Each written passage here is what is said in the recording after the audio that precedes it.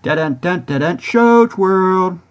Welcome to Shows World Gamers, Josh here, and as this week draws to a close, I wanted to take a moment to look at this week's biggest news stories, some of this week's gaming announcements, and this week's new video game releases. But if this is your first time on the channel, do me a favor and hit that subscribe button so you don't miss out on any of the fun. Alright, let's kick off this week in review with a few news stories.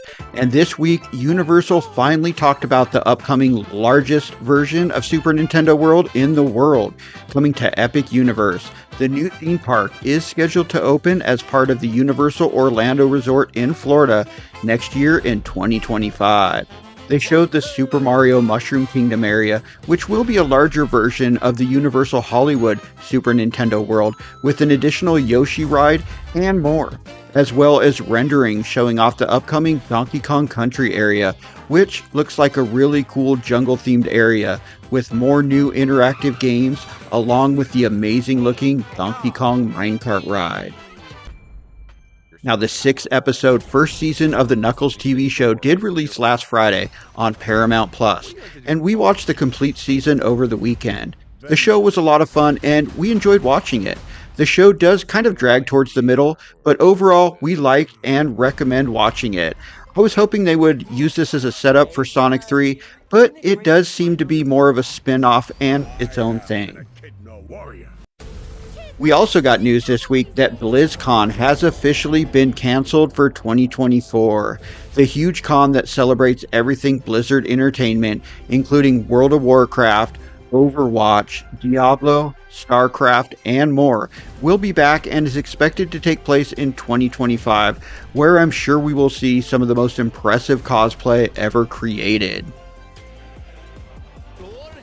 Next up, let's take a look at some gaming announcements. Now, Hypercharge Unboxed received a release date announcement trailer this week, and it will be coming to the Xbox One and Xbox Series systems on May 31st, joining the PC and Nintendo Switch versions that previously released.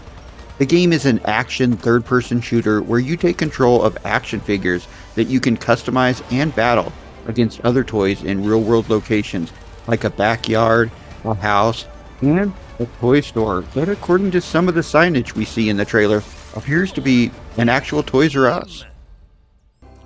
Now, Hidden Through Time 2 Discovery received an announcement trailer this week, with the newest iteration of the game coming soon to the Nintendo Switch, the PlayStation 4, the PlayStation 5, PC, Xbox One, and Xbox Series systems, as well as mobile.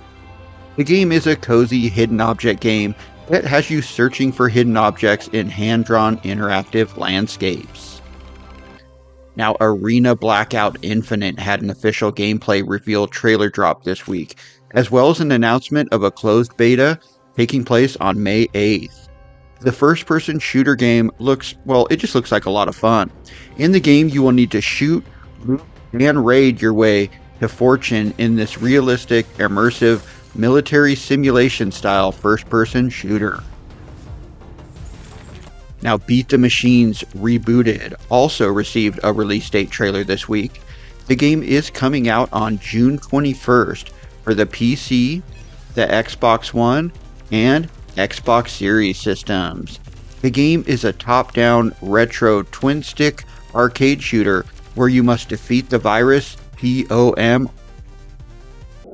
Alright gamers, let's finish up with this week's new video game releases. And we're going to start with Endless Ocean Luminous. It released this week exclusively on the Nintendo Switch.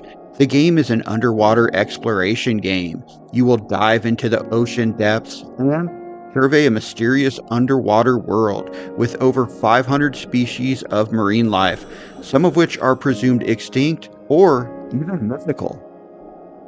Now, Sea of Thieves released this week on the PlayStation 5. This was one of the games Microsoft decided to go multi-platform with, and since its PlayStation announcement, it has been at the top of the pre-order sales list. The game is a first-person online multiplayer pirate game full of sea battles and buried treasure. Also, MotoGP 24 released this week on the Nintendo Switch, the PlayStation 4, the PlayStation 5, the PC, Xbox One, and Xbox Series systems, although the live GP mode will not be available on the Nintendo Switch version. This is the official MotoGP racing game and does include all of the official riders and tracks for the 2024 season. Now, Surmount released this week on the Nintendo Switch as well as on the PC. The game is a mountain climbing, physics-based roguelike in which you climb through a perilous valley, uncover its mysteries, and meet eccentric characters. And this indie game looks pretty promising. It looks like it's going to be a lot of fun. Now, Front Mission 2 Remake released this week for the PlayStation 4, the PlayStation 5, the PC, Xbox One, and Xbox Series systems, joining the Nintendo Switch version, which released last year. The game is a tactical RPG with mechs, and this is the second game in the mainline story, and this will actually be the first time the game is available outside of Japan. Alright gamers, that concludes this week in review for the week ending on May 2nd. The week started with the Fallout 4 current gen upgrade releasing on the PlayStation 5, PC, and Xbox Series systems, as the game continues its resurgence of popularity following the Amazon Prime Fallout TV show's release. Then, we got an awesome gameplay trailer from Capcom for Street Fighter VI, showing off the best fighting game character of all time, Akuma, which is finally coming to the game on May 22nd.